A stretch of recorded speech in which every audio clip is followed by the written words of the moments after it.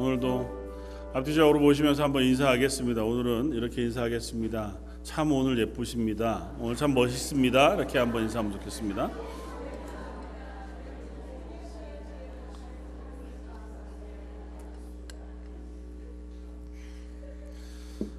오늘 예배 자리에 서신 여러분들 하나님께서 예뻐하시리라고 믿습니다. 오늘 빌립보서 말씀을 가지고 어느 목회자의 간절한 설교, 또 제가 다르게 설교를 준비하면서는 어느 목회자의 눈물의 권면, 그렇게 제목을 잡고 함께 은혜를 나누고자 합니다. 사람들이 여러 가지 말들을 서로에게 하고 평생을 살아갑니다. 그런 말들 중에서 가장 무게가 있고 진중한 것이라고 이야기한다고 하면 아마 유언이 되지 않을까 싶어요.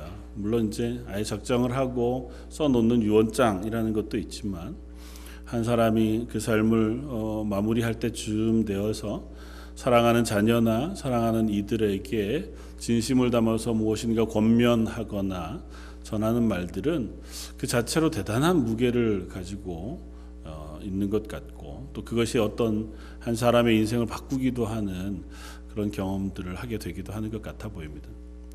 어떤 방송에서 나와서 강연을 하는 한 강연자가 자기의 아버지와의 에피소드를 이야기하는 것을 들었습니다. 그래서 아버지가 살아 계시는 동안에 아버지랑 잘 이렇게 이야기하는 중요한데, 자기가 그때 당시에 가지고 있던 직업에 대해서 아버지가 조금은 좀 싫어하셨는지 어떤지 모르지만 그거 말고 다른 일을 하면 안 되겠니? 이제 이렇게 이야기를 했다는 거예요. 그러니까 자기가 듣기에는 이제 그게 속상한 거죠. 여러 가지 자존심도 상하고 자격지심도 생기고 하니까 아버지한테 대들면서 화를 내고 왜 내가 하는 일 가지고 그러냐. 그러고 나서 이제 아버지가 그럼 미안하다 그러고 이제 뒤돌아서서 방으로 들어가셨다는 거예요. 근데 그 돌아 들어가시는 게 참 그 마음이 안 좋더라는 거죠. 근데 안타깝게도 들어가시고 나서 바로 얼마 지 않아서 쓰러지셔서 방으로 들어가시자마자 뇌출혈로 쓰러지셔서 일어나지 못하시고 이제 돌아가시게 됐다는 겁니다. 그러니까 그 마음속에 계속 그 부분이 남는 거죠. 그래서 수술하고 병원에 입원해 계신 동안 말씀도 못하시고 눈만 겨우 맞추는 중에도 계속 가서 아버지 죄송합니다. 자기가 했던 이야기들에 대해서 죄송함을 전하고 미안함을 전하고 그렇게 이야기하지만 대답하기 하지 못하시고 알아들으시는지 잘 모르는, 이제 거의 시간이 다 되었을 즈음 병실에서 이제 자기도 간병하다가 지쳐서 이제 자고 있는데 좀 이렇게 인기척이 들려서 깨 보니까 아버지가 자기를 이렇게 지켜보시면서 마지막으로 힘을 짜내서 하시는 말씀이 딱 두 마디 하고 돌아가셨대. 괜찮다, 괜찮다. 네, 자기 인생이 그 말을 들은 것으로 변해졌다고 고백을 하더라고요. 그러니까 대단한 큰 변화는 아니지만 아버지의 그 마음을 자기가 깨닫게 되면서 또 혹은 경험하게 되면서 얼마나 숱한 죄송함과 미안함이 있었겠어요. 나 때문에 그러셨나 싶기도 했을 테고, 멀쩡하시던 분이 쓰러지셨으니 또 사과 한번 못하고 회복 한번 못하는가 싶은 와중에 그렇게 마지막으로 그 딸의 마음을 좀 위로하고 받아주는 그 말을 남기고 돌아가셨으니, 그래서 자기는 자기의 삶을 조금 더 아름답고 가치 있게 살기 위해서 애쓰게 되었노라, 그렇게 이제 하는 이야기를 들었습니다. 그러니까 긴 얘기, 아주 별다른 이야기, 특별한 얘기가 아니어도 남기는 그 말들에는 대단한 힘이 있는 것 같아 보입니다.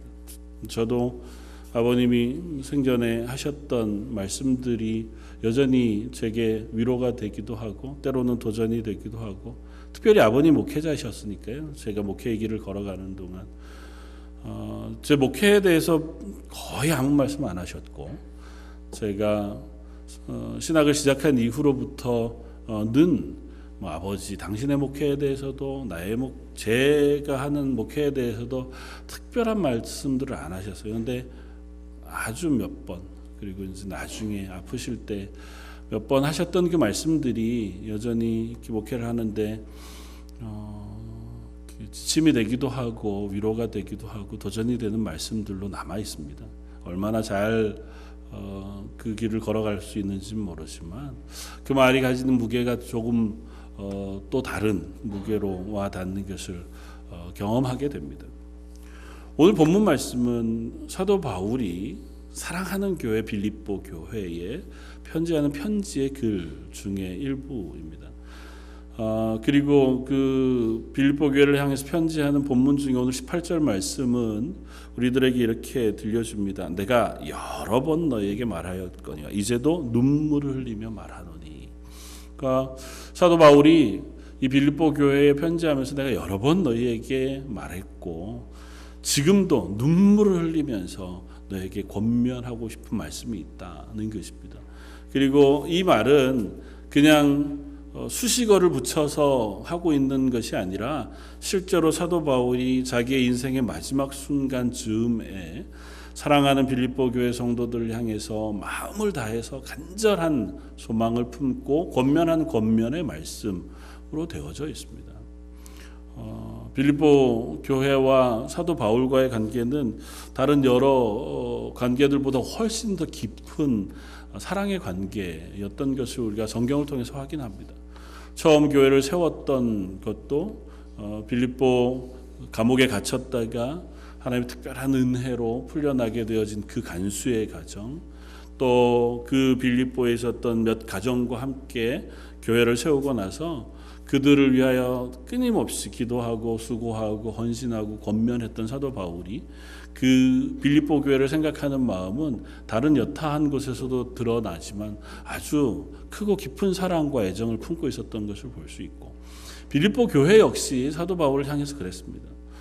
사도 바울이 지금 감옥에 갇혀 있는 상태에서 편지하고 있는데요, 빌립보 교회 성도들은 이 감옥에 갇히고 혹 선교 여행을 떠나 있는 사도 바울을 위해서 늘 마음을 쓰고 같이 기도해주고, 또 때로는 필요한 것들, 쓸 것들을 모아 보내주기도 하고, 또 특별히 감옥에 갇혀 있는 사도 바울을 보필해주기 위하여 에바브로디도라고 하는 믿음의 사람을 보내어 그 곁에서 사도 바울을 도울 수 있도록 하는 그와 같은 일들을 할 만큼 빌립보 교회는 마음과 성의를 다해서 사도 바울을 사랑하고 존경하고 따르는 교회였습니다. 근데 그 교회를 향해서 사도 바울이 어쩌면 마지막이 될지 모르는 권면의 편지를 쓰고 있는 거예요. 실제로 빌립보서를 쓰고 나서 얼마 지 않아서 사도 바울이 순교의 피를 흘리고 하나님의 부르심을 받습니다.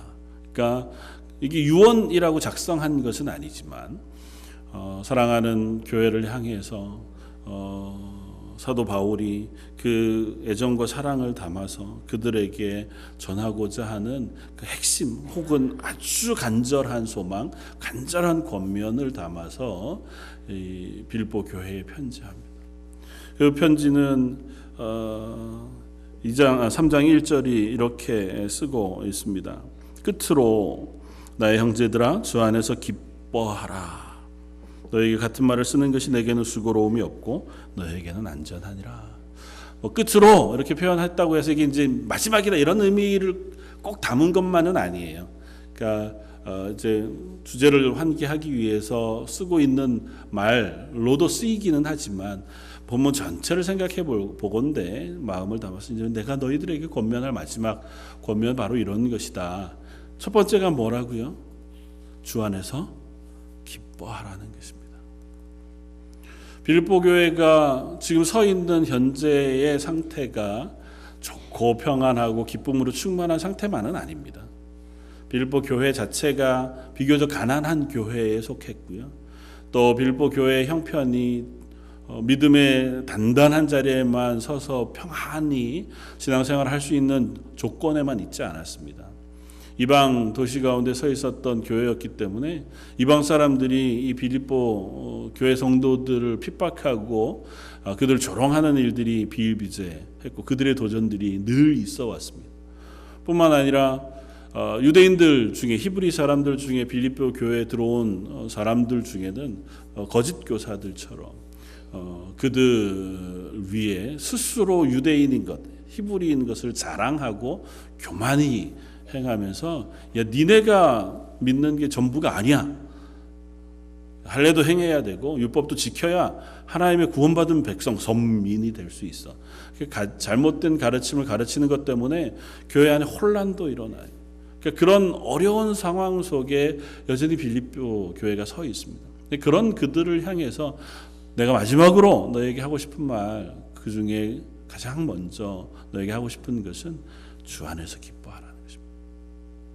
빌립보서는 1장부터 4장까지 계속 사도 바울의 말을 쓰고 있지만 기뻐하라고 하는 권면을 끊임없이 사도 바울이 합니다. 너희가 어느 곳에 어떤 모양으로 어떻게 살고 있든지 간에 잊지 말 것은 너희가 구원받은 하나님의 자녀라는 사실이에요. 그러니까 주 안에 있는 동안 너희는 그 기쁨을 빼앗기지 않는다는 것입니다. 기뻐하라. 사랑하는 성도 여러분, 여러분과 저도 주 안에서 기뻐하는 하나님의 사람들 되시기를 바랍니다. 어떤 상황에 있든 내 앞에 놓여진 일이 무엇이든 간에 하나는 변하지 않습니다. 하나님이 나의 아버지가 되신다는 것, 그리고 나를 구원하셔서 하나님의 자녀 삼으셨다는 사실은 변치 않는 사실인 줄 믿습니다. 그것만으로 충분히 우리는 기뻐할 수 있는 줄 믿습니다.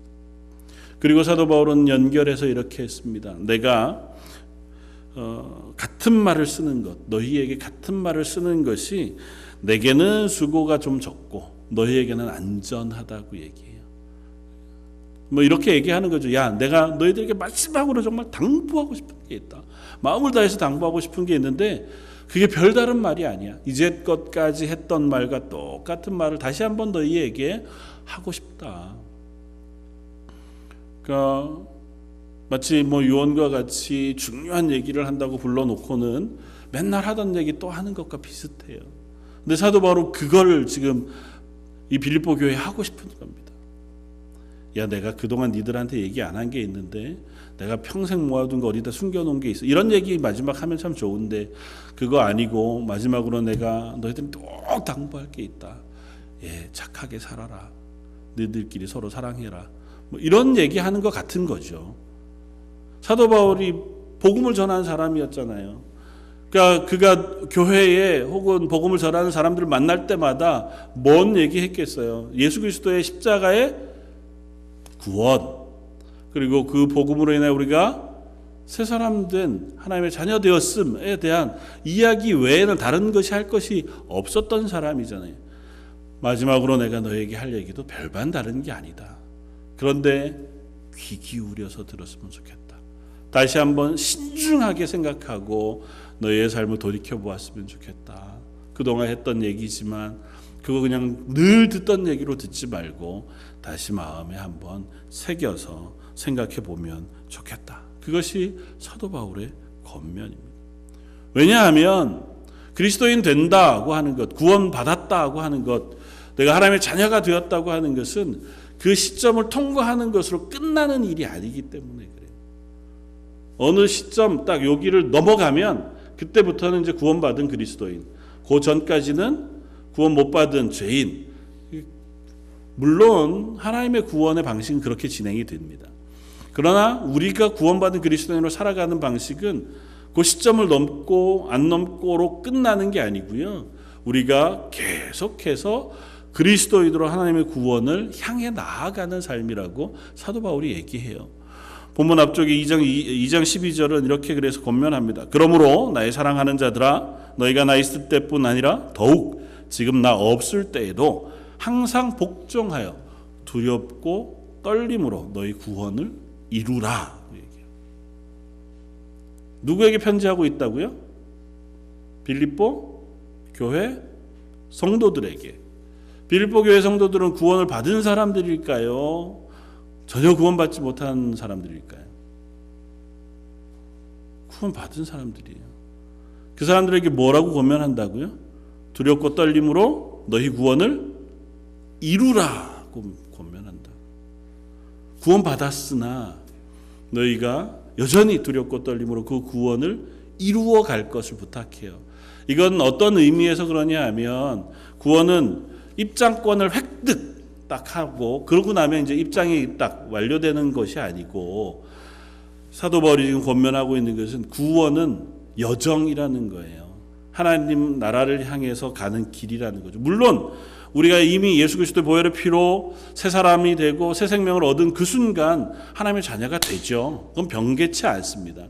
그러니까 하나님의 나라를 향해서 우리가 어떤 방식으로 하나님 우리를 끌고 가실 거예요. 우리의 구원은 하나님으로부터 완전히 개런티된 구원이 주어진 것은 분명합니다. 그러나 여전히 우리는 그곳을 향해 걸어가는 길 위에 있다고요. 그러니까 우리는 계속해서 아직도 하나님의 구원의 완성을 향해서 그 길을 걸어가고 있는 중이에요. 그러니까 그 걸어가는 길 도중에는 우리가 하나님의 구원을 완성해가는 그러한 애씀과 수고가 필요하다는 것입니다. 우리가 그걸 얻는다는 게 아니고요, 우리가 그걸 완성한다는 의미가 아니라 하나님 부르시는 그 부르심 앞에 우리가 계속해서 그 길을 걸어가야만 한다는 것을 의미합니다. 특별히 빌립보 교회를 생각해 보면 그것이 조금 더 의미가 있습니다. 말씀드렸던 것처럼 빌립보 교회는 몇 가지 문제들 혹은 도전 앞에 있는 교회였습니다. 첫 번째는 이방인들 중에 있었으니 이방인들로부터의 도전들이 있어요. 그들을 조롱하고 핍박하고 하는 그 어려움, 물리적인 어려움들이 빌립보 교회에 존재했습니다. 두 번째는 히브리인들, 유대인들에 의한 정신적인, 신앙적인 도전이 있었습니다. 유대인들은 교회에 들어와서는 뭐라고 얘기하냐면, 야, 니네 할례 받았니? 야, 예수 믿고 구원받아도 할례를 행해야 돼. 니네 할례도 안 하고 뭐 하나님의 백성 이런 얘기는 하지도 마. 야, 난 8일 만에 할례 받아가지고 원래 하나님의 백성이었는데. 그런 얘기를 하는 사람들이 들어와요. 그리고 너 율법 다 지켜? 그러니까 율법도 도덕법과 관련되어진 율법 말고요, 제사법과 관련되어진 율법들은 이방인들은 전혀 모르는 거잖아요. 그들이 그런 것과 관련되어진 정결법, 예법들은 전혀 지키지 않는단 말이죠. 집에서 뭘 먹는지, 무엇을 거룩히 여기는지 이런 것에 대해서는 그들이 전혀 생각지 못하고, 야, 니네 그것도 안 하고 무슨 구원받았다고. 야, 그거는 말도 안 돼. 그거 다 해야 돼. 야, 나는 어려서부터 다 지켰어. 교회 성도들이 그것 때문에 도전이 됩니다. 시험이 들고 어려움을 겪습니다. 그런 이들에게 지금 편지하고 있는 거예요. 그들에게 편지하면서, 야, 너희가 그 앞에서 흔들리지 말아라. 흔들리지 말고 너의 구원 받은 그리스도인의 삶을 살았으면 좋겠다.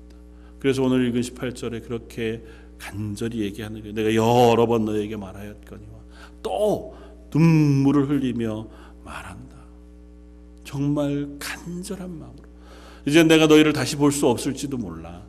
그리고 내가 또 너희에게 이런 걸 한 번 더 얘기할 기회가 전혀 없을지도 몰라. 마지막으로 내가 너희에게 부탁하고 너희들이 간절히 알기를 원하는 그 마음으로 이 글을 쓰고 있다는 사실을 기억했으면 좋겠다. 사도 바울은 이미 그리스도인 되었지만 때로는 그 길을 쭉 잘 가지 못하고 멈추어 서거나 혹은 뒤돌아서 되돌아가 버리거나 아니면 우물쭈물하다가 목표를 잃어버리고 엉뚱한 곳을 향해 움직일 수 있는 우리들을 향해서 지금 권면하고 있는 거예요. 그리스도인들로 산다고 하는 것은 충분히 그런 어려움과 도전들이 있습니다. 저와 여러분들의 삶을 봐도 그렇잖아요. 내가 그리스도인 된 다음부터는 흔들리지 않고 믿음으로만 이 길을 잘 걸어왔다. 그렇지 않잖아요. 우리가 때로는 실망도 하고 때로는 믿음이 흔들리기도 하고 내가 걷고 있는 게 잘 가는 건가 싶기도 하고 또 때로는 아예 아이고야 뭐 되돌아가기도 하잖아요. 그런 자리에 있는 성도들을 향해서 사도 바울이 간절한 마음으로 편지합니다. 그래서 사도 바울이 이들에게 편지하면서 권면하는 그 이야기 두 가지의 문제를 들어서 그들에게 권면합니다. 아까 얘기했던 첫 번째는 이게 우리 신앙에서도 가장 크게 대두되어지는 두 가지 극단적인 문제일지 몰라요. 하나는 유대인들에 대한 이야기입니다. 할례당이라고 불리우는 사람들. 그 사람들이 교회에 들어와서 성도들을 유혹하고 혹은 흔들고 있는 그것은 무엇이냐면 육신의 표식, 내가 살아가고 있는 행동, 그것으로 하나님 앞에 나아갈 수 있다고 얘기하는 거예요. 요즘식으로 우리가 얘기하면 야, 예수 믿어도 너 증거가 있어야 돼. 그거 없이 어떻게 예수 믿는다고 얘기할 수 있어. 조금 더 과격하고 죄송하게 표현하자고 하면 우리가 그리스도인으로 신앙생활할 때에 우리가 그리스도인으로 신앙생활하는 잣대를 이야기할 때는 항상 우리는 어떤 사람들이냐면 내가 잘하고 있는 게 대부분 잣대가 돼요. 난 이거는 그리스도인으로서 이건 지켜야 된다고 생각해 라고 하는 게 신앙의 잣대가 돼서 다른 사람들이 그거 안 하고 있으면 야, 저렇게 해가지고는 신앙생활 하는 게 아니지. 예수 믿는 사람이 저렇게 하면 어떻게 가 돼버리더라는 거죠. 그래서 그 얘기를 들으면 마음이 흔들려요. 정말 그런가? 다 해야 되나? 물론 그게 유익이 있습니다.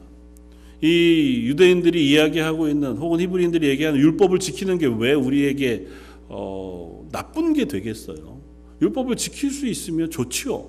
그리고 율법을 지키는 게 우리가 걸어가야 할 당연한 어떤 삶의 길이기도 해요. 그러나 이게 자랑이 되거나 교만이 되거나 그게 우리의 목표가 되어서는 안 된다는 거죠. 역사상 율법을 지켜서 구원받은 사람은 없습니다. 만약에 율법을 완전히 지켜서 구원을 받거나 8일 만에 태어나 할례를 받은 것으로 내가 하나님의 자녀가 된 그것으로 완성된 것이 있다면 예수님이 이 땅에 오실 일이 없어요. 하나님의 아들이신 예수님께서 이 땅에 육신을 입고 오셔서 고난을 받으시고 십자가에 죽으셔서 그 생명을 우리에게 부어주실 일이 없다고요. 우리가 율법을 다 지킬 수 없는 존재이기 때문에 예수님 이 땅에 오셔서 우리를 대신하여 대속의 죽음을 죽으시고 우리를 구원해 주신 거잖아요. 그런데도 여전히 야, 그것도 좋지만 이게 필요해 라고 얘기하는 이 유대인들의 도전에 대해서 사도 바울이 아니라고 얘기하고 있는 거예요. 야, 그거에 흔들리지 마. 물론 애써서 우리가 착하게 살아야지, 율법을 지키고 거룩하게 살려고 애써야지. 그러나 기억해라. 예수님께서 우리를 위하여 죽으신 죽으심은 그렇지 못한 우리를 구원하시기 위한 은혜라는 사실을 잊지 마라. 그래서 사도 바울은 앞쪽에 여러 번 자기의 삶을 예로 들어서 이야기합니다. 야, 할례를 자랑하고 또 자기네가 율법 지키는 거 자랑하면서 너희들 앞에 서서 그거 안 한다고 막 뭐라 그러는 사람들을, 그 사람들 얘기 듣지 마라. 그런 걸로 따지면 내가 그 사람들보다 훨씬 더 할례당이다. 나는 태어나서 8일 만에 율법에서 정한 대로 난 할례를 받았고, 나는 히브리인 중에서도 히브리인이야. 혈통적으로 우리 조상들은 히브리인의 다른 피가 전혀 섞이지 않았어. 나는 베냐민 지파 사람이고 태어나면서부터 바리새인이어서 율법을 하나도 어기지 않기 위해서 얼마나 순수하게 지켰는지 몰라.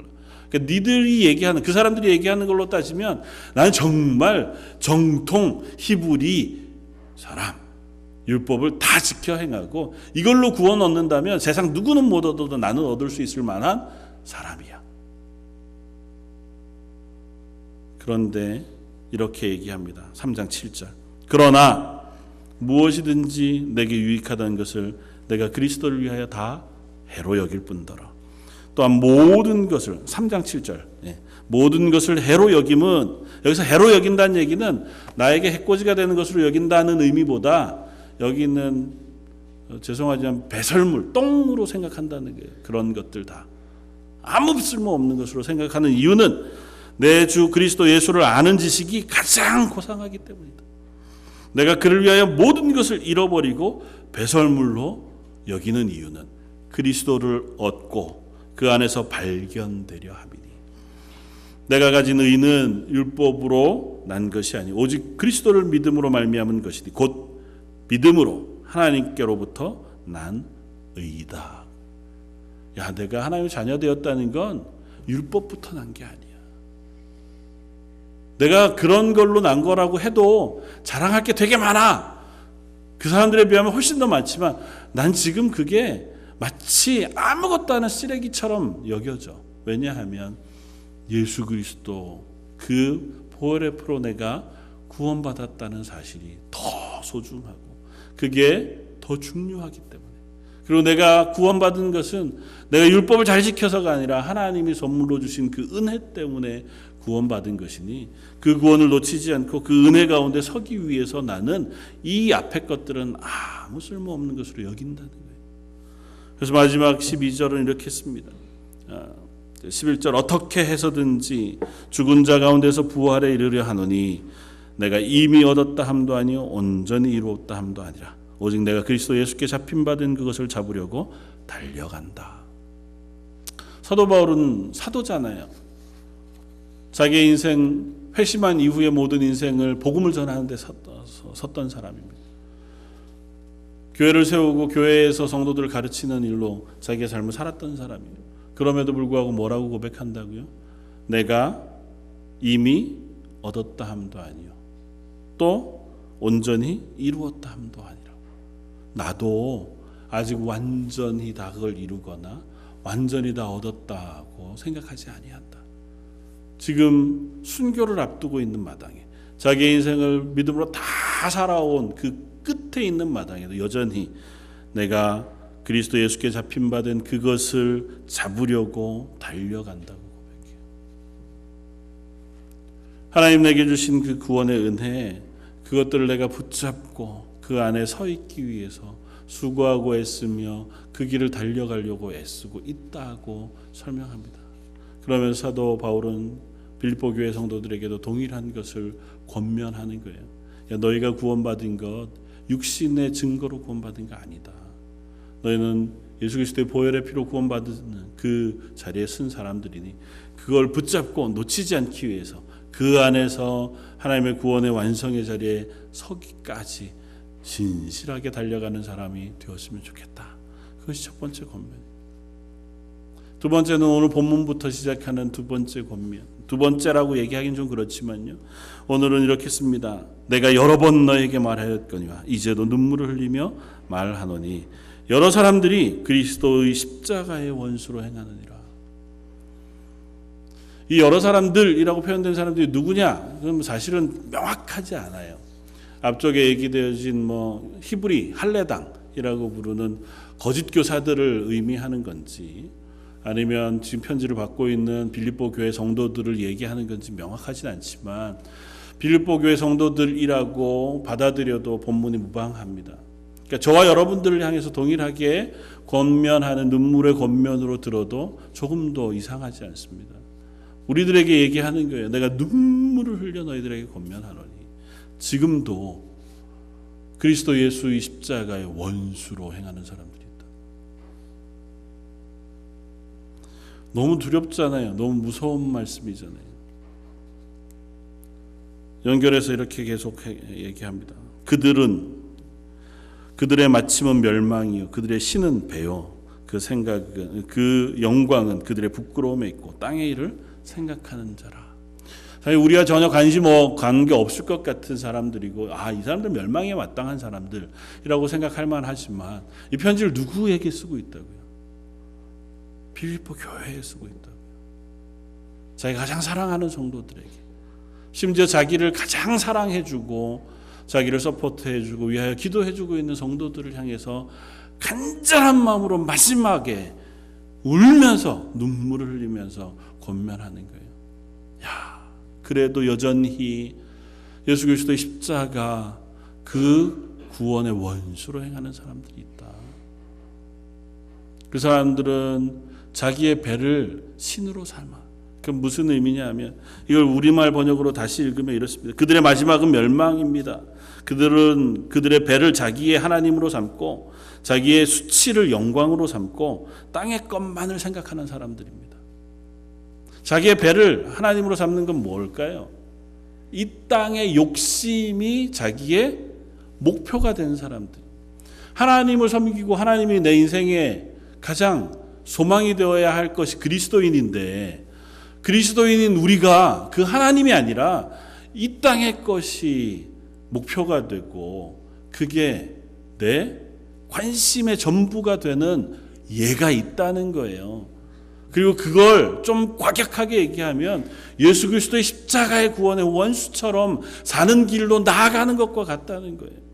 너희들 중에도, 우리가 살아가는 그리스도인의 삶 중에도 그런 일들이 일어날 수 있다는 사실을 기억하라는 겁니다. 왜 안 그렇겠어요? 저희가 하나님의 사람으로 그리스도인으로 이 땅을 살아간다고 하지만 우리가 자주 우리의 눈이 하나님의 나라, 하나님의 영광, 하나님의 말씀 거기에만 있지 않고 이 땅의 것에 있을 때가 얼마나 많나요? 내 욕심, 내 욕망, 이 땅에서의 성공, 이 땅에서의 즐거움, 쾌락, 그런 것들이 우리의 목표가 되고 관심이 되어지잖아요. 그러니까 내 관심이 온통 땅에만 있어. 하나님의 나라, 하나님의 영광, 하나님의 말씀, 순종, 여기에는 관심이 없고 살다 보니 내 관심이 땅의 것만 있어요. 좀 더 심하게는 뭐라고 얘기해요? 그들의 영광은 뭐예요? 그들의 수치예요. 그들의 수치가 그들의 영광이 된다는 얘기는 뭐냐 하면 하나님 앞에 범죄하는 죄, 그걸 자랑하면서 사는 사람들이라는 거예요. 언뜻 잘 이해가 안 되시죠? 이런 것과 비슷합니다. 어릴 때 수박서리 같은 거 뭐 이런 거 하면 그 다음날 학교 가서 애들한테 야, 어제 내가 그 무섭다는 그 아저씨네 집에서 수박을 내가 3개나 서리를 해가지고 진짜 맛있더라. 사실은 애교로 넘어갈 수 있죠. 조금만 확대해가면 우리가 그런 걸 자랑거리로 삼아 사는 삶을 얼마든지 발견할 수 있습니다. 부정직하게 혹은 거룩하지 않게 죄악 가운데 사는 것이 은근히 다른 사람들 앞에 내가 드러낼 만한 자랑 비슷한 것으로, 말은 부끄러운 것처럼 얘기하는데 들어보면 자랑인 것 같은 그런 어리석은 삶을 우리가 살아간다고요. 어떤 사람들이 그런 거 하잖아요. 자기 아내 외에 다른 애인이 있는 게 얼마나 큰 자랑인 것처럼 얘기하는 사람들이 세상에 비일비재하잖아요. 정직하지 않은 돈, 그것 가지고 부자가 되고 혹은 그것으로 내가 쾌락을 누리는 것, 다른 사람들 앞에 자랑할 만한 것이 돼서 야, 내가 너한테만 특별히 알려주는 건데 야, 이렇게 하면, 우리가 그런 얘기 들어본 적이 없으세요?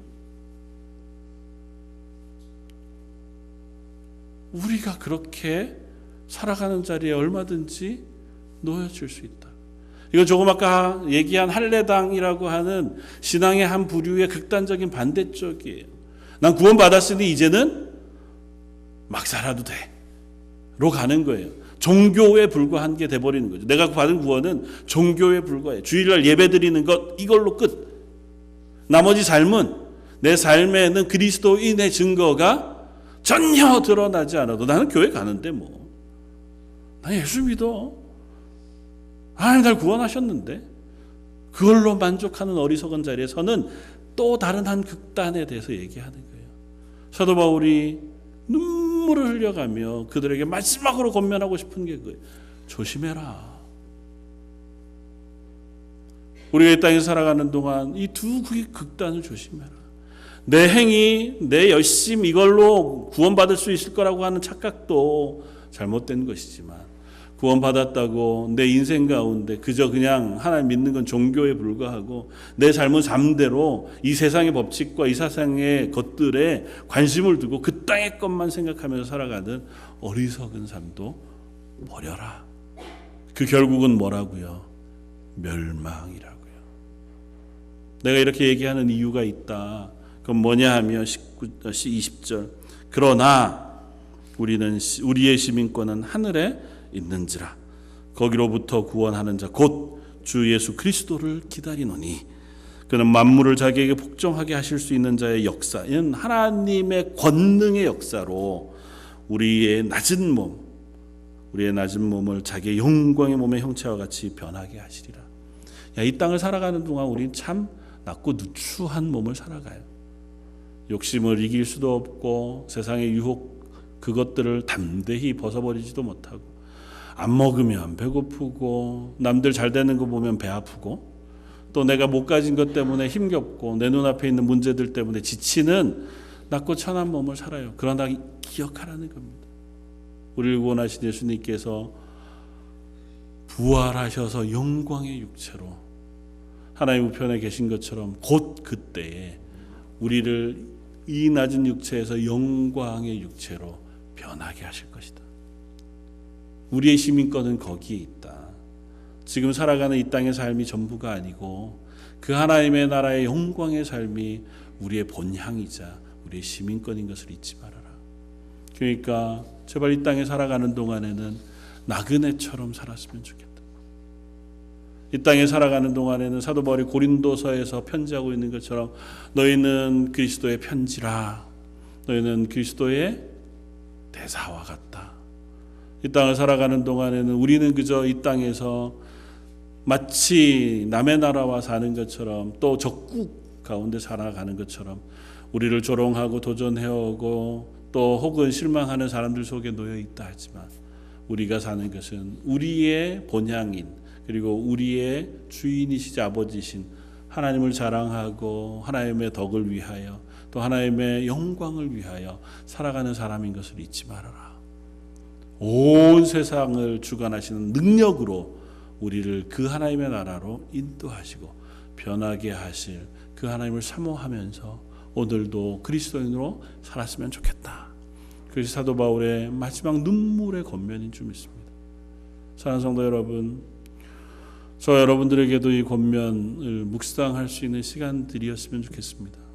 여전히 우리들을 향해서 은혜 베푸시길 기뻐하시고 오래 참으시길 기뻐하시는 하나님, 어쩌면 아직도 우리에게 남아있는 시간이 긴 것 같이 생각하면서 살아갈 만한 때이지만, 사도 바울이 유언처럼 남긴 이 마지막 편지를 끝으로 사도 바울은 더 이상 빌립보 교회 편지나 혹은 권면의 말씀을 전하지 못했던 것처럼 저 여러분들의 인생도 어쩌면 우리가 살아가는 오늘 하루, 그것이 하나님 앞에 살아드리고 우리 주변의 사람들에게 보일 만한 그 삶의 시간들에 얼마 남지 않은 일부분일지 모릅니다.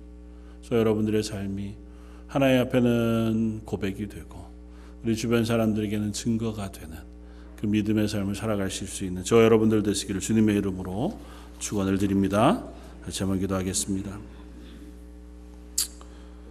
사도 바울의 간절한 권면의 말씀을 저희가 다시 한번 생각해 봅니다. 저희를 향하여도 동일한 마음으로 권면하고 또 부탁하며 이 땅에서 예수 그리스도의 십자가의 구원의 그 은혜와 감격 그리고 그 능력을 힘입어 살아가기를 소원합니다. 눈앞에 있는 일들은 여전히 우리를 도전해오고 또 그런 것들에 우리가 지치고 힘겨워할 때도 많지만, 여전히 우리에게 은혜 베푸시길 기뻐하시고 능력 부으시길 원하시는 하나님 앞에서 다시 힘을 내고 용기를 내어 하나님의 사람으로 이 땅을 살아가는 런던 제1장로교 모든 성도들 되게 하여 주옵소서. 오늘 말씀 예수님 이름으로 기도드립니다. 아멘. 찬송가 267장